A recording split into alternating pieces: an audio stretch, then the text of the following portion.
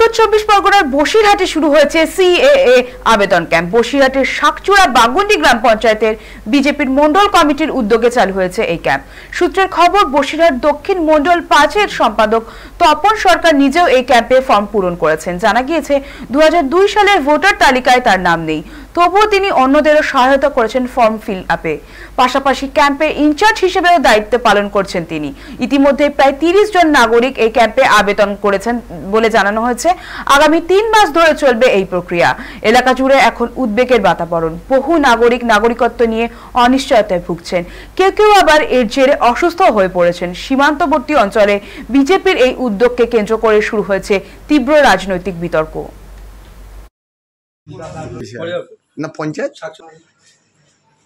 নাম নেই আমাদের লিস্টে, ভোটার লিস্টে নাম নেই, তার জন্য ফর্ম ফিল আপ করতে এসেছি।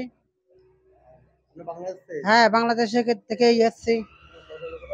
আর যেটা হচ্ছে কি চাইছেন আপনারা? আমরা চাচ্ছি ওই লিস্টে তো আমাদের নাম আসুক, ভোটারটা থাকুক, আমাদের নাগরিকটা থাকি যেন, আমরা এটাই চাচ্ছি। আমরা ভয় একটা কাজ করছে তো? ভয় তো করছে, ওই নেই, নাম নেই বলে ওই জন্য ভয়টা পাচ্ছি এখন, যে ওইটা যেন আমরা ভয়টা যেন না পাই, নামটা যেন আমাদের থাকে। বর্তমান 2000 সালে আমাদের ভোটার লিস্টে নাম নেই।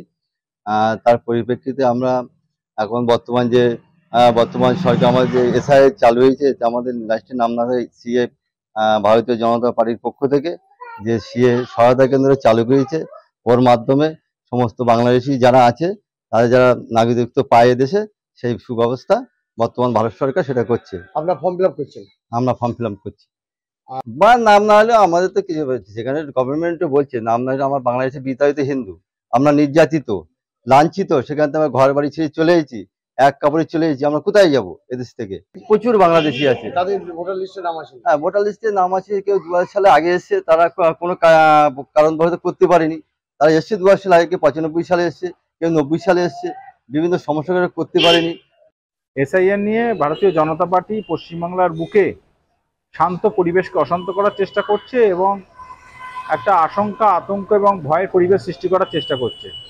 আজকে শুনলাম বিজেপি পার্টির একজন কার্যকর্তা তপন সরকার, তিনি নিজেই নাম লেখাচ্ছেন, সিটিজেনশিপ বাংলাদেশি, সেটা প্রমাণিত, তিনি নিজেই স্বীকার করে নিয়েছেন।